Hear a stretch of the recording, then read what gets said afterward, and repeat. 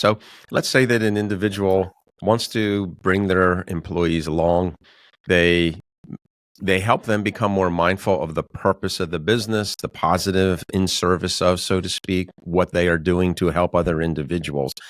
But then you reach that block where you say, okay, I'm mindful. I'm curious. I see a lot of innovative possibilities out there, but I just don't know what I can control and what I can't. So tell us about your research having to do with the illusion of control. Yeah. It's interesting. I worked on the illusion of control. It was the first work I did, so it was forever ago, back in the 70s. And at that point, I was stuck in the same frame of mind as I think many people still are, thinking that there are rational actions, irrational actions, that we can know what we can control and what we can't control. And that keeps us stuck in the past. And I think that, if businesses are afraid, as you started this part of the discussion with, of change, the first thing that everybody has to realize is everything is always changing. Change is not new. And what you don't want to do is continue what you've been doing because you've always done it, because then all the new companies that haven't been doing it forever will now be able to take advantage. I think,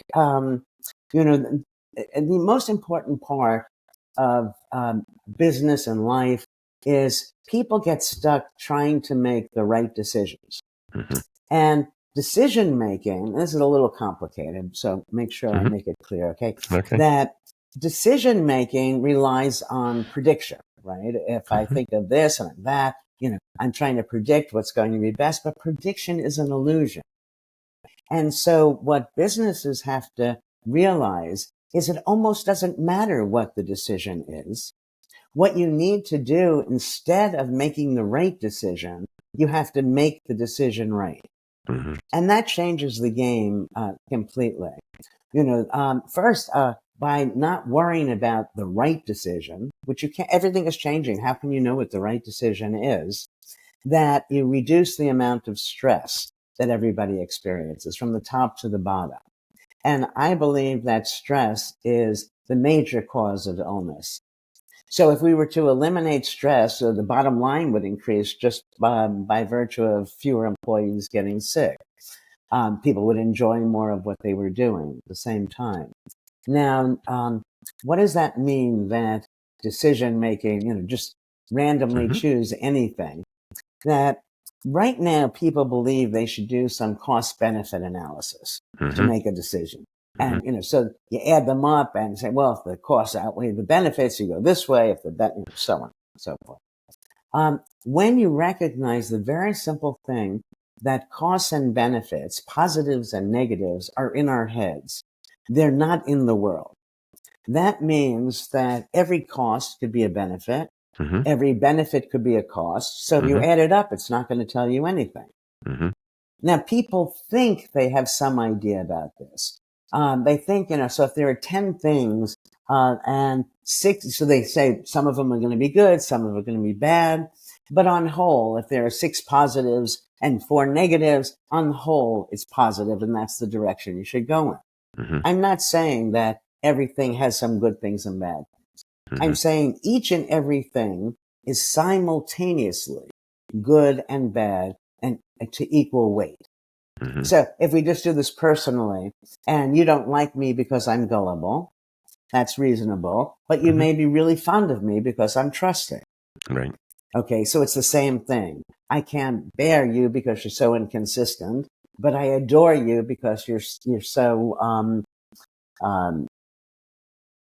oh, I just froze. That's okay. What That's is the okay. word I'm looking for? You're so flexible. Yes. So you may not like me because I'm so gullible. Then you may really care for me because I'm so trusting. I can't stand you because you're so inconsistent, but then I value you because you're so flexible. Every positive can, in equal weight, be a negative.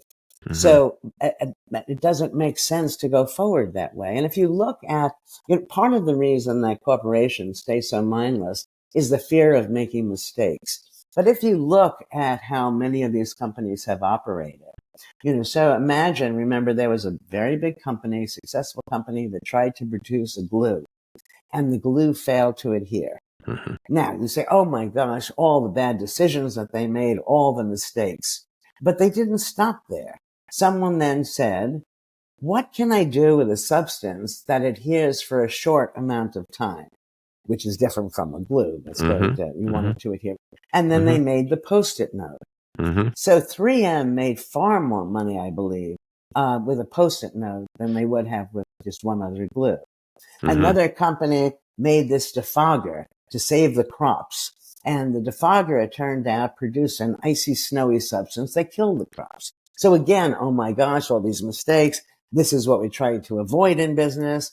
But a business decided, no, how can we make good use of this? And they used that very same failed machine to create snow for skiers when Mother Nature doesn't cooperate. Mhm. All right. So once we realize that we can recontextualize our mistakes to make them failure, we're less afraid of making mistakes. Mhm.